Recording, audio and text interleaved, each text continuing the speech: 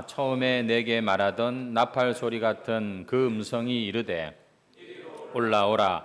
이후에 마땅히 일어날 일들을 내가 내게 보이리라 하시더라. 내가 곧 성령에 감동되었더니 보라, 하늘의 보좌를 베풀었고 그 보좌 위에 앉으신 이가 있는데 앉으신 이의 모양이 벽옥과 홍보석 같고 또 무지개가 있어 보좌에 둘렸는데 그 모양이 녹보석 같더라. 또 보좌에 둘려 24 보좌들이 있고 보좌들 위에 24 장로들이 흰옷을 입고 머리에 금관을 쓰고 앉았더라. 보좌로부터 번개와 음성과 우레소리가 나고 보좌 앞에 켠 등불 7이 있으니 이는 하나님의 7 영이라. 아멘. 오늘 본문 말씀으로 하늘 위의 보좌라는 제목으로 함께 또 하나님 말씀을 우리가 나누도록 하겠습니다.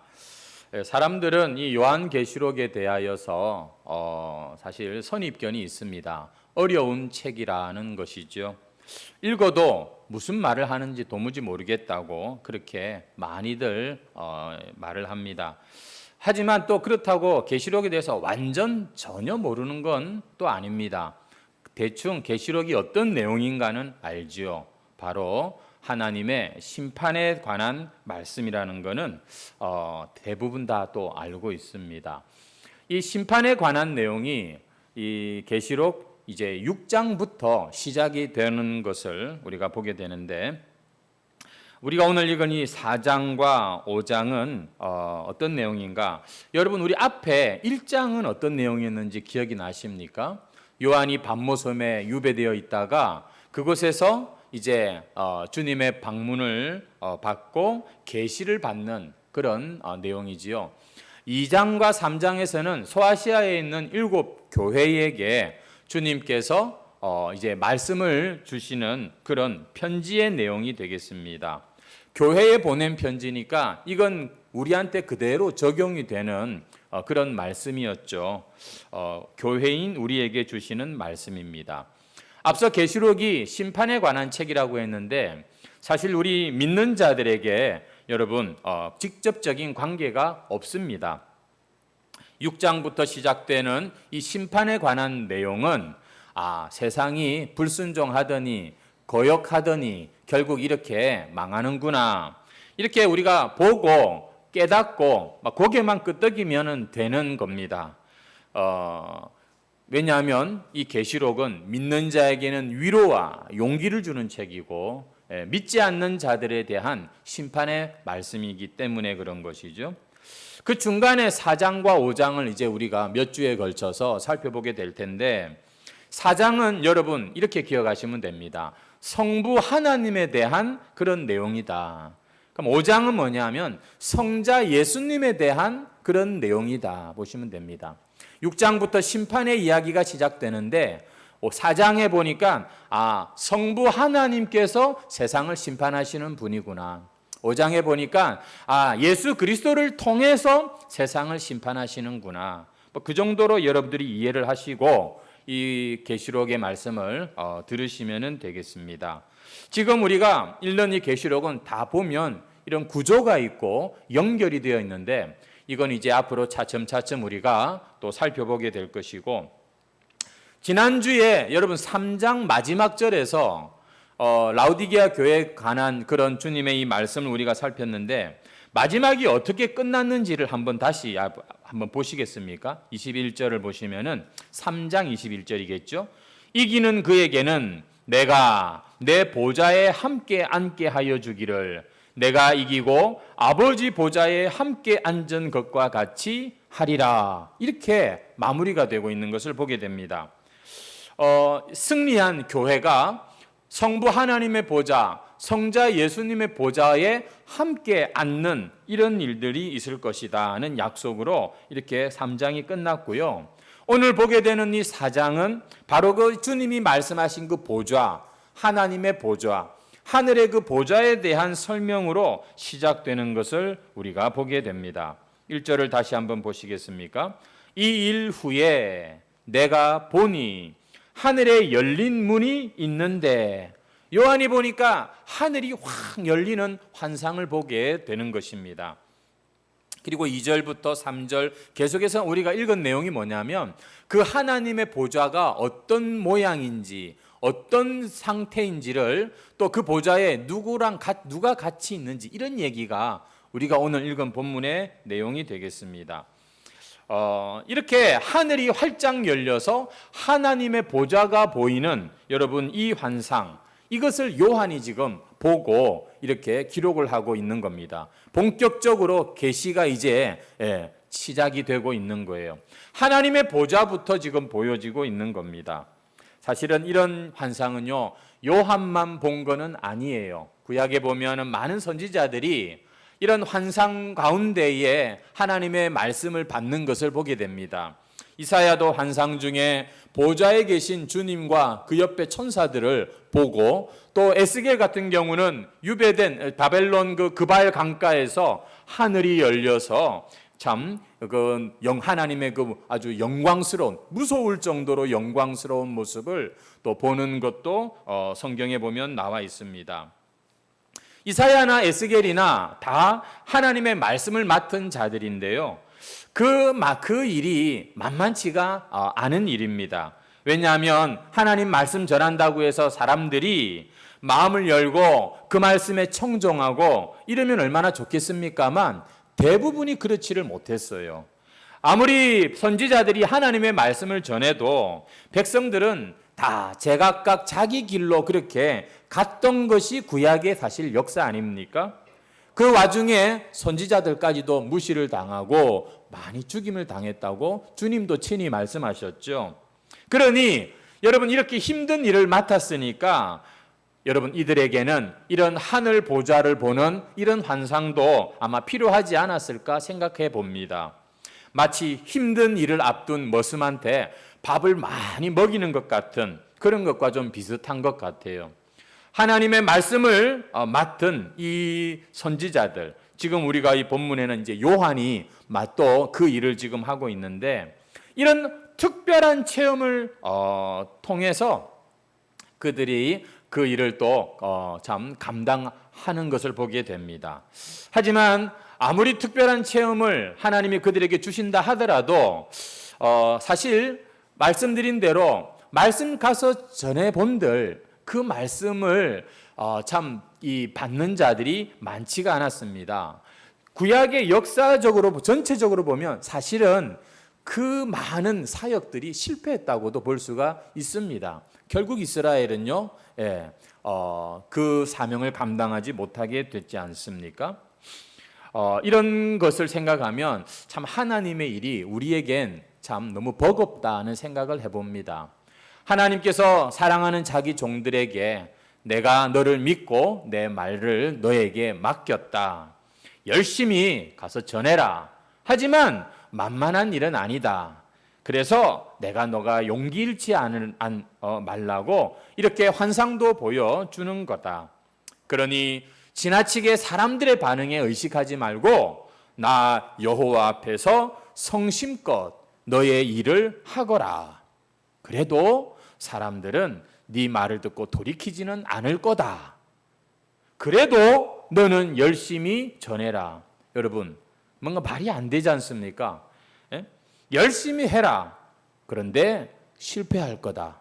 그래도 열심히 해라. 여러분, 이것이 참 우리가 구약에서 보는 이 하나님의 계시에 또 그 계시에 수종드는 자들의 어떤 그런 반복되는 모습이죠. 사실 이 이야기는요, 인간이 얼마나 패역한가를 보여주는 이야기고, 그럼에도 불구하고 하나님이 그런 인간들을 얼마나 사랑하시는가를 보여주는 그런 이야기라고 할 수가 있는 겁니다. 아무리 인간이 거역하고 안 듣고 그래도 하나님은 포기하지 않으시고 계속해서 그들에게 말씀을 보내주십니다. 말씀을 전할 자를 보내주시고 하나님의 성령의 감동을 주시면서 이사야도 보내고 에스겔도 보내고, 그리고는 결국 그들이 말한 대로 누가 왔느냐면 메시아가 오신 거예요. 예수님이 오셨다는 거죠. 여러분, 예수님이 공생애를 시작하면서 세례를 먼저 받으시는 것을 볼 수 있습니다. 그 세례를 받는 강가에서 하늘이 열렸죠. 여러분, 세례 받으신 예수님이 제일 먼저 선포하신 메시지가 회개하라, 천국이 가까이 왔느니라, 이렇게 말씀하셨고요. 예수님의 공생애는 그때부터 이제 본격적으로 시작이 됩니다. 여러분, 이 예수님의 공생애가 시작되는 이 순간, 이건요, 구약의 그 수많은 선지자들 이사야와 에스겔의 사역이 이제 그야말로 빛을 발하는 순간입니다. 진짜 그들의 말대로 주님이 오셔서 이 세상에 참 구원의 문을 활짝 열어놓으시는 일이 시작되었기 때문이지요. 오늘 본문 말씀도 마찬가지입니다. 계속해서 이 요한이 그 환상 중에 그 하나님의 보좌를 보고 그 마지막 날에 될 일들을 지금 보면서 그것들을 지금 이렇게 펼쳐 우리에게 보여줍니다. 어떻게 일들이 이루어질 것인가? 어떻게 그 오랜 세월 동안에 하나님의 그 구원의 역사가 완성될 것인가? 계시록이 다 담고 있다는 것이죠. 여러분, 자, 그렇다면 말입니다. 질문을 한번 드려볼게요. 여러분, 이사야가 말씀 전하다가 순교당했습니다. 에스겔도 그렇고 예레미야도 그렇고 많은 선지자들이 그 하나님의 말씀을 전했지만 그냥 허공을 치는 것 같은, 별로 열매가 없는 것 같은 그런 일들이 있었습니다. 여러분, 이런 사람을 우리는 실패했다고 봐야 할까요? 성공했다고 봐야 할까요? 여러분, 이것에 대한 이야기입니다. 어떤 석공이 열심히 망치질을 하고 있습니다. 여러분, 돌을 지금 부수기 위해서 열심히 망치질을 하고 있는데 한 번, 두 번 갖고는 택도 없지요. 10번, 20번 해도 안 부서집니다. 30번, 40번, 50번, 나중에 100번을 쳤을 때 드디어 그 돌이 쩡 하고 이제 갈라지는 그런 일이 일어난 것이지요. 여러분, 그렇다면 말입니다. 첫 번째부터 99번째까지의 망치질은 전부 실패라고 볼 수 있습니까? 아니지요. 우리가 이 세상에서 하나님의 말씀을 붙들고 하는 모든 수고와 망치질이 이와 같을 수가 있습니다. 사람에 따라서 어떤 사람은요, 정말 이제 처음 내리치는 망치질과 같은 그러한 순간을 경험하는 사람들이 있고, 또 어떤 사람들은 한 50번쯤 이제 망치질을 하는 지금 그런 단계에 있는 사람도 있습니다. 중요한 건 그 망치질이 언제 의미가 있느냐면 자기가 망치질을 하는 그때 진정한 의미를 모릅니다. 그 망치질로 인하여 그 바위가 어느 날 깨어지는 그때 그동안의 모든 수고는 보상이 되고 그 모든 수고의 의미를 찾게 된다는 것이죠. 우리가 오늘 읽은 본문에 보니까 이 일 후에 내가 보니 하늘에 열린 문이 있는데 내가 들은 바 처음에 내게 말하던 나팔 소리 같은 그 음성이 이르되, 자 보십시오, 이리로 올라오라. 이후에 마땅히 일어날 일들을 내가 내게 보이리라. 여러분, 하나님께서 지금 우리에게 궁극적으로 알려주시고자 하는 게 뭔지 아십니까? 우리의 인생 지금 잠시 앞에 어떤 그런 것들을 알려주시고자 하는 것이 아니라 이후에 마땅히 일어날 일들, 결국 이 세상 끝날에 하나님께서 준비해놓고 계신 게 뭔지를 우리 성도들이 꼭 알기를 원하셨고 그것을 지금 알려주겠다고 말씀하고 계시는 겁니다. 그래서 지금 12번째 망치질 하는 사람, 34번째 망치질 하는 사람, 여러분 거기에 그 자리에서만 너무 연연해 계시면 안 되는 거예요. 꼭 알아야 될 건 나중에 100번째 망치질이 이제 끝나고 난 뒤에 어떤 결과가 있을 것인가, 그것을 잊어서는 안 되는 것입니다. 우리는 그렇게 이 순간순간을 살아야 하는 거예요. 우리는 사실 정말 이 순간을, 현재를 살아가는 존재입니다. 과거로 돌아갈 수도 없고요, 미래를 땡겨 쓸 수도 없어요. 딱 현재에 묶여있는 이 3차원적인 존재. 하지만 성경은 우리가 영원한 것을 바라보며 살기를 원하는 그런 현재의 사람들이 되기를 원하십니다. 이 일이 지금 내게 어떤 의미가 있느냐, 이것만 잘 생각하는 습관을 가져도 삶에 얼마나 좋은 일이 많은지 몰라요. 하지만 성도는 이 일이 나중에 주님 앞에 섰을 때 과연 이게 얼마나 의미가 있겠느냐, 이걸 생각하며 순간순간을 사는 그런 사람들인 것입니다.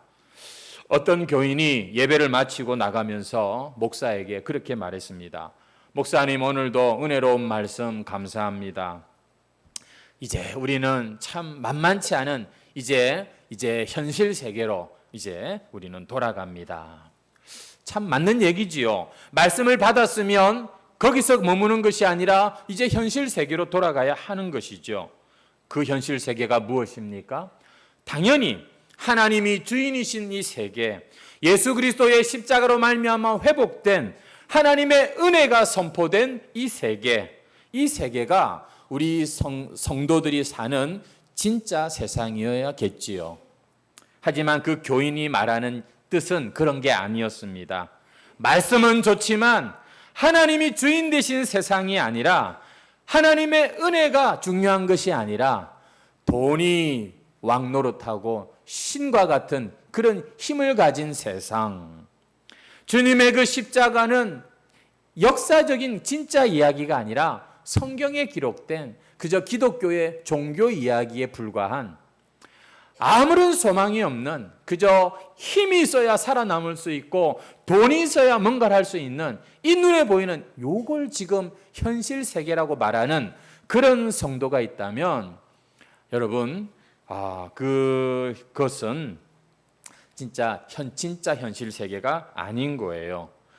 옛날에 얼마 전에 리얼 크리스찬이라는 그런 말이 있었는데, 진짜 성도, 요즘에 찐 성도라고 하겠죠. 여러분, 우리가 이 세상이 현실이고 여기 와서는 잠깐 하늘의 그 말씀을 그냥 우리가 좀 듣고 이렇게 우리가 분리가 된다면 여러분, 이거 우리 문제가 큰 것입니다. 여러분의 진짜 현실은 어느 쪽입니까? 우리 중에 이 세상이 전부가 아니다라는 사실을 모르는 사람 없어요. 다 예, 아멘 합니다.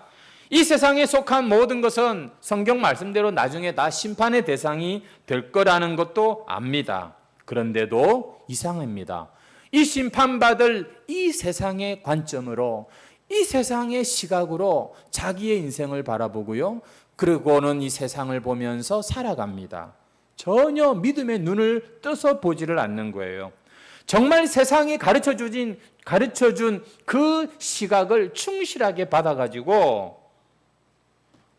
내가 오늘 하는 이 망치질이 무슨 의미가 있는가, 영혼을 보지 않습니다. 장자권이라도 있으면 팔아가지고 팥죽을 산 에서처럼 내가 하는 이 뭔가에는 지금 당장 내 손에 뭐가 떨어지는 게 있어야 되는데, 이러면서 우리의 이 믿음으로 이 세상을 사는 것에 대해서 여러분 흥미롭게 생각하지 않습니다. 요한이 계시록을 쓸 당시는요, 기독교 박해가 가장 극심했던 이 도미티안이라고 하는 황제 때 이 계시록이 기록이 됩니다. 정말 모든 교회가, 대부분의 교회가 어려운 그런 때였는데, 이런 때에 믿는 사람들 가운데 그런 마음이 안 생기겠습니까? 하나님, 도대체 뭐 하고 계십니까? 정말로 이 세상을 다스리는 분이 맞습니까? 저 황제가 지금 이렇게 세상을 지 마음대로 저러고 있는데 하나님 뭐 하고 계십니까? 이런 여러분 질문이 한번 나올 법하지 않습니까? 어쩌면 이 세상 통치자는 맞아, 교회 가면 하나님이지만 사실 목구멍이 포도청이라고, 우리 당장 돈이 있어야 뭐가 되고 세상에 힘 있는 사람들만 저렇게 잘 나가는 거지 하나님이 안 보이는 겁니다. 여러분, 그런 상황 가운데 있는 교회에게 하나님은 요한을 통해서 한 가지를 보여주세요. 제일 먼저 보여주세요. 그게 뭐냐면 하늘의 보좌입니다. 하늘의 이 보좌에 하나님이 계신 것을 보여줍니다. 왜냐? 세상의 주인이 황제가 아니라는 사실을, 이 세상을 다스리는 분은 하나님이라는 것을 지금 말씀하는 그런 의미가 오늘 본문의 이야기인 것이죠. 우리 3절을 다 같이 한번 읽겠습니다. 이 보좌에 대한 모양인데요. 같이 읽겠습니다. 시작. 앉으신 이의 모양이 벽옥과 홍보석 같고 또 무지개가 있어 보좌에 둘렸는데 그 모양이 녹보석 같더라. 여러분, 하나님이 지금 보좌에 앉아 계신 하나님이 어떻게 생겼다는 겁니까? 거기 보면 앉으신 이의 모양이라고 나오는데 이 모양이 헬라어로 호라시스라고 하는 단어인데요. 뜻이 뭐냐면 보이는 것이라는 뜻입니다. 다시 말해서 그렇게 생겼다는 것이 아니라 그렇게 보인다는 뜻으로 지금 이 모양이라고 하는 단어를 쓰고 있습니다. 하나님은 영이세요. 형상이 사실은 없습니다. 지금 요한이 하늘 보좌를 봤는데 거기에 다이아몬드 목걸이를 걸고 계시고 금팔찌를 차고 계시고 진주 목걸이처럼 생긴 뭔가 보석처럼 생긴 그런 하나님을 본 게 아니에요. 하나님은 이 세상에 속한 분이 아니고 이 세상에 속한 언어로 설명할 수 있는 분이 아니에요. 근데도 요한이 설명을 해야 되잖아요. 그러니까 이 요한이 지금 목 같은 이런 벽옥 같은 홍보석 같은 또 녹보석 같은 이런 보석들을 가지고서 지금 이 하나님을 설명하고 있는 것입니다. 그 당시에 아주 귀한 것들로 이렇게 표현하고 있는 것이죠. 여러분 혹시 벽옥이 무슨 보석인지 아세요? 벽옥, 홍보석, 녹보석 사실은요 몰라요. 저도 주석을 보니까 색깔로 추측해 보건대 사파이어, 루비, 에메랄드라고 추측할 수는 있습니다만 사실 이게 뭔지 잘 몰라요. 어떤 분은 영적으로 해석을 합니다. 벽옥은 하나님의 거룩함이고 홍보석은 하나님의 심판을 말하는 것이고 녹보석은 하나님의 자비다. 여러분 그것도 그냥 해석에 불과한 것이고 이 하나님의 모습을 이 모양을 이렇게 보석으로 지금 설명하고 있는 것은 그 당시에 이 요한의 어떤 그런 한계였을 거라고 생각합니다. 한 재료를 가지고서 지금 하나님을 이렇게 설명하고 있는데요. 아무튼 이 세상에 가장 존귀한 것들을 총동원해서 하나님을 설명합니다. 중요한 것은 뭐냐면 하나님의 모양이 이렇게 생겼구나. 보석처럼 이렇게 생겼구나. 여러분 그것을 우리가 이해하는 것도 맞지만 하나님이 보좌에 앉으셨구나. 이 세상의 주권이 하나님께 있구나. 여러분 그것을 가장 먼저 보여주는 게 이 보좌라고 하는 의미인 것이에요. 그래서 계시록 당시로 적용해 볼 때 여러분들이여 하나님이 세상의 주인이신 것을 알고 황제에게 무릎 꿇지 마십시오. 이런 메시지가 오늘 본문에 있는 것이고요. 오늘 같으면은 로마 황제가 없잖아요. 미국 대통령한테 우리가 무릎 꿇지 말라는 뜻이 아니라 세상과 타협하지 마십시오. 이렇게 우리가 적용할 수 있는 말씀이 여러분이 하늘 보좌의 의미가 되는 겁니다. 예수님께서는 마태복음 6장에서 이런 말씀을 하셨어요. 한 사람이 두 주인을 섬길 수 없나니 혹 이를 미워하고 저를 사랑하거나 혹 이를 중히 여기고 저를 경히 여김이라. 한번 따라 하시죠. 너희가 하나님과 재물을 겸하여 섬기지 못하니라. 여러분 우리는 이 말씀을 보면서 오늘 우리 자신의 마음을 좀 돌아볼 때에 참으로 내 안에 이 하나님 같은 그런 강력한 것이 뭘까를 한번 우리가 좀 살펴봐야겠습니다. 우리는요 하나님을 갖다 버리고 돈만 막 섬기는 그런 사람들이 아닙니다. 문제는 하나님과 돈을 겸하여 섬긴다는 게 여러분 우리 신앙의 큰 문제인 것이죠. 예수 믿는 사람 치고 하나님을 버리고 나는 돈을 섬길 거야 이렇게 말하는 사람은 없습니다만 하나님과 돈을 겸하여 섬기려는 사람은 얼마든지 볼 수가 있지요. 하나님이 세상의 주인이라고 말하면서도 돈 앞에서는 그만 그 신앙 양심을 접어버리는 이런 사람이 한둘이 아닌 것입니다. 여러분 로마는요 그 당시에 황제 숭배를 강요했는데요. 그렇다고 해서 이 로마 제국 안에 있는 모든 사람들이 자신의 모든 종교를 다 갖다 버리고 황제만 섬겨라 이렇게 이야기한 것은 아니었습니다. 평소에 섬기던 신 그대로 잘 섬겨라. 그런데 황제도 신으로 섬겨라 이 얘기였어요. 1년에 한 번 황제를 모신 신전에 와서 향을 피우고 가이사는 주님이시다. 요 한마디만 딱 하면 된다. 1년에 한 번. 아니 로마 제국의 울타리 안에 살면서 보호를 받으면서 그 정도도 하지 못하겠나. 여러분, 이 너무나 로마는요 이 바보 같은 나라가 아닙니다. 사람들이 넘어올 수밖에 없는 장치를 가지고서 그렇게 요구를 했다니까요. 막 강요하고 그렇게 먼저 시작한 게 아니에요. 근데 이상해요. 초대교회 교회는요 이 간단한 요구 때문에 사자밥이 되고 참 죽음에 처한 사람들이 한둘이 아니었다는 것입니다. 로마는 상당히 합리적으로 그렇게 제안을 했는데, 하지만 가이사와 예수 그리스도 양자, 여러분 이 택일이 아니라 같이 해라 이거였는데 교인들은 같이 할 수 없다는 것이었습니다. 여러분, 이게 오늘 우리의 문제가 되어야 합니다. 성도 여러분, 우리는 하나님을 부인하지 않습니다. 그런데 우리는 분명 신앙을 지킨다고 지켰는데 이게 세상의 어떤 다른 것과 같이 지키고 있는 게 오늘 저와 여러분의 도전이 되어야 하는 겁니다. 안심하고 돌아가지 마시고 꼭 한번 우리 자신을 말씀 앞에 우리가 비추어 보십시오. 하나님의 보좌에 여러분 로마 황제가 같이 앉을 수가 없는 겁니다. 오직 그분만이 우리의 참 왕이신 것이죠. 그래서 하나님께서 요한에게 이 하늘 보좌를 보여주고 계시는 겁니다. 이 세상의 통치자는 로마 황제가 아니라 바로 나다. 오늘 우리의 보좌에는 누가 앉아 계신지 여러분 한번 좀 우리가 살펴봐야 되지 않겠습니까? 우리가 도대체 누구의 영광을 위해서 사는지. 우리는 하나님의 통치를 받는 하나님의 백성입니다. 우리는 하나님의 백성답게 하나님을 섬겨야지 하나님의 자리를 탐해서는 안 되는 것이죠. 우리 4절 말씀을 다 같이 한번 읽겠습니다. 시작.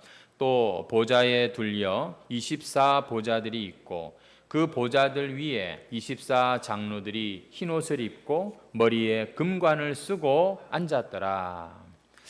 여러분, 이 장면을 보니까 하나님의 그 보좌 옆에 24 보좌가 있는데 24 장로들이 흰옷을 입고 금관을 쓰고 앉아 있구나. 이게 천국의 모습인가 보다. 이렇게 생각을 해도 되지만 여러분 욥기 1장에 보면은 하나님이 사탄과 대화를 나누는 장면이 나옵니다. 하나님이 사탄에게 네가 어디서 왔느냐라고 물었을 때 사탄이 말하기를 내가 온 땅을 두루돌아 여기저기 다녀왔습니다. 이렇게 이야기를 하지요. 마치 하나님이 지금 어전회의를 천상에서 하고 있는데 사탄이 지금 참석하는 것과 같은 그런 모습이지요. 하지만 여러분 실제로는 그런 일이 있을 수가 없습니다. 우리가 자세한 상황은 모르지만 천상에서 벌어진 일, 하나님이 사단과의 어떤 그런 것이 있었겠지만 그런 것을 우리가 알아듣게 하려고 이렇게 설명한 것이고요. 오늘 본문 말씀도 마찬가지입니다. 우리가 나중에 천국 가면은 그 하나님의 보좌 주변에 24 장로가 자리를 뜨지 못하고 딱 그렇게 앉아서 있는 이런 모습을 우리가 보는 것이 아닙니다. 천상의 모습을 우리가 잘 이해하도록 지금 설명해 주고 있는 내용이 지금 4절의 말씀입니다. 여러분 지금 24라고 하는 단어는요, 신구약 교회를 총칭하는 숫자라고 보면 됩니다. 21장에 보면 새 예루살렘 성이 내려오는데 거기 보면 12문의 이스라엘 12지파의 이름, 그리고 12기초석에 12사도의 이름이 있다고 합니다. 다시 말해서 성경은 마지막에 계시록에서 구약과 신약을 총 합쳐 가지고서 우리는 예수님 믿고 난 이후에 우리는 구원이 이제 있다고 생각을 하지만 구약의 그 오실 메시아의 약속을 바라보면서 기다린 자들도 사실은 예수 안에 있는 자들이거든요. 여러분, 구약과 신약의 모든 하나님을 섬겼던 자들, 하나님의 그 약속 아래 있었던 자들이 바로 24장로가 지금 상징하는 바로 그 자들이 되는 것이죠. 이들이 지금 어떻게 하고 있습니까? 보좌에 앉아 있다고 하고 있습니다. 보좌는 아무나 앉는 곳이 아닙니다. 왕 같은 자들이 앉는 곳 아니겠습니까?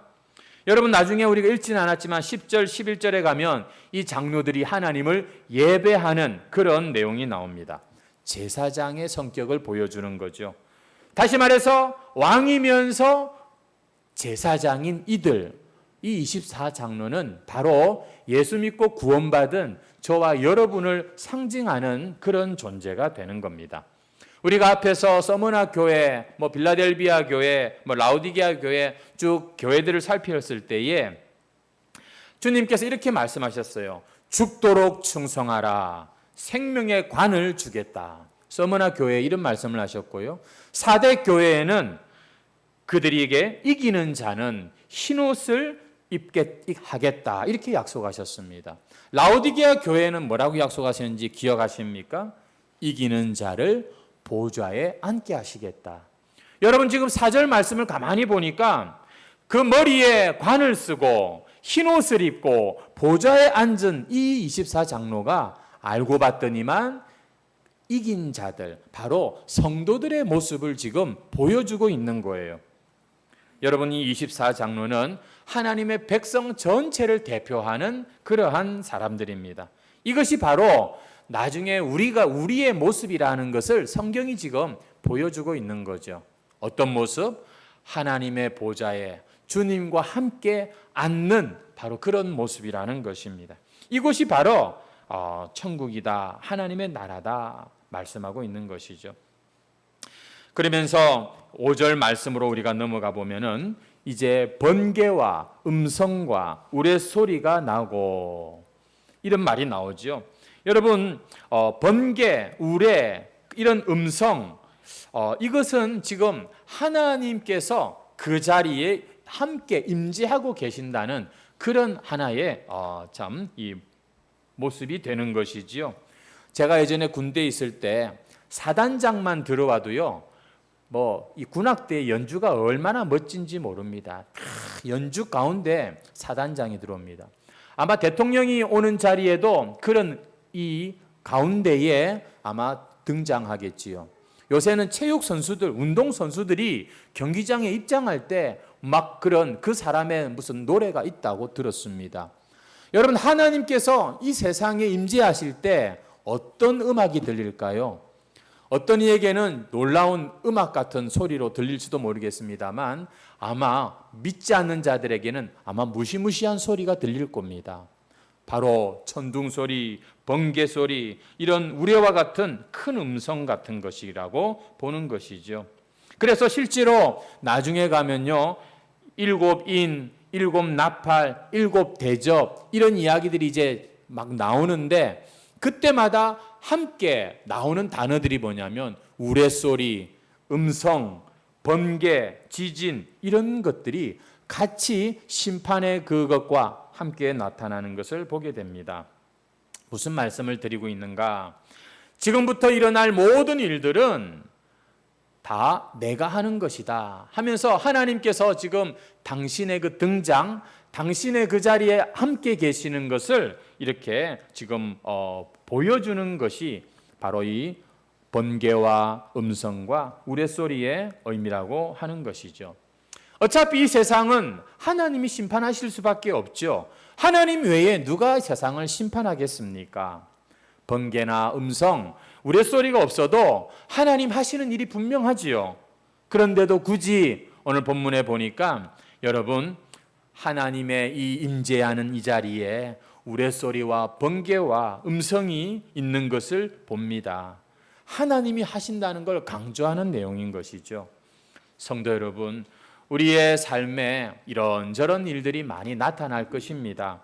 여러분, 그때마다 우리가 그 눈에 보이는 것에 정신 팔지 말고 하나님, 그 현상 뒤에 계신 하나님을 우리는 잊어서는 안 되는 겁니다. 2마리의 참새가 한 아사리온에 팔리는 것도 하나님이 허락하시지 않으면 그들이 땅에 떨어지는 법이 없다고 하셨는데 하나님의 보좌, 하나님의 다스림, 하나님의 주인 되신 이 세상을 여러분 과연 우리는 믿고 살아가고 있습니까? 우리가 살다 보면 참 여러 가지 일들을 만납니다. 깜짝 놀랄 뉴스도 듣게 되고요. 또 우리의 마음에 슬픈 그런 일을 경험하기도 합니다. 근심이 떠나지 않는 분이 오늘 이 자리에 계실지도 모르겠고요. 혹은 너무너무 좋은 일로 감격하고 기쁜 분이 있을지도 모르겠습니다. 하지만 여러분, 우리의 인생사에 이런 일 저런 일 그것 때문에 하나님을 놓치는 일이 있어서는 안 되는 겁니다. 우리의 시선이 하나님이 아닌 다른 것에 여러분 가게 두어서는 안 되는 것입니다. 오늘 저와 여러분의 모든 일들이 하나님과 상관없이 이루어지는 건 하나도 없다. 우리는 그 사실을 오늘 이 보좌를 보시면서 다시 한번 여러분 정신을 차리고 기억하셔야 됩니다. 우리는요 주일날 이 자리에 와서 예배하는 건 그야말로 고백하는 겁니다. 어떤 고백? 하나님이 이 세상의 주인이시다. 예수 그리스도께서 새 시대, 새 하늘, 새 땅을 여셨고 비록 지금도 여전히 악은 성행하고 우리 가운데 죄의 본성이 있고 나는 날마다 넘어지는 것 같지만 주님은 마침내 그날에 우리를 이처럼 완성시키실 것이다. 그것을 보여주는 것이 이 하늘의 보좌인 것입니다. 오늘 이 예배에 나오신 여러분, 세상에 그것만 보다가 지금이 나왔는데 오늘 이 자리에서 하늘의 보좌를 보지 못하면 너무 아까운 시간입니다. 여러분, 믿음의 눈을 열어달라고 기도하시고 그리고 주님 앞에 하나님의 그 보좌를 보시고 그 하나님의 영광스러운 보좌 옆에 있는 24장로 저 자리가 오늘 내 자리라는 것까지 확인하시고 이 한 주간도 하늘 보좌를 보는 사람답게 하나님이 세상의 주인이라는 것을 믿는 사람답게 우리는 살아야 되는 것이죠. 우리 찬송가 다 같이 304장 찬송을 드리도록 하겠습니다.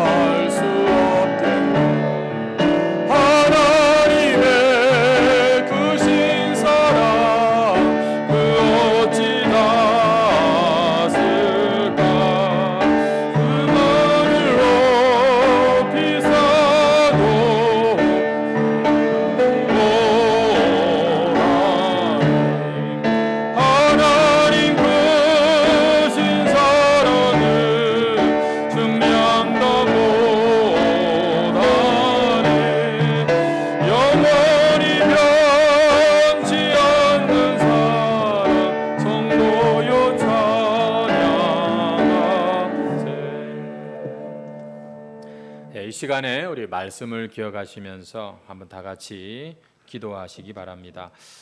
우리가 하는 망치질은